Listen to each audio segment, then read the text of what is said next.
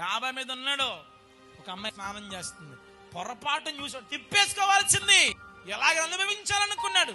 ఇంటికి రప్పించాడు, అనుభవించాడు, స్నానం చేశాడు, పంపించేశాడు.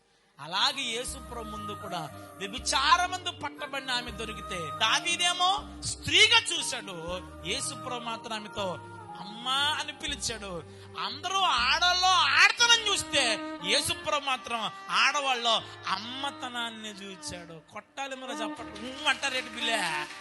మగవారిని చూస్తే వాళ్ళు మగతనం చూడకూడదు, అబ్బా ఇలాంటి చేసుకోకుండా ఈ పనికి మనం చేసుకున్నాను, ఇలాంటి బుద్ధులు ఉండకూడదు మనకి. ఒక వ్యక్తిని చూసినప్పుడు, ఒక బాబాయినో, ఒక చిన్నాన్న, లేకపోతే ఒక తండ్రి, ఓ అన్న, ఈ అనుభవంలోకి మనం వచ్చేయాలి. ఎప్పుడు చెప్పనా, ఆత్మ సంబంధంగా ఉన్నప్పుడు నీకు ఈ ఆలోచనలన్నీ వస్తాయి. దేవునికి స్తోత్రం చెప్పండి.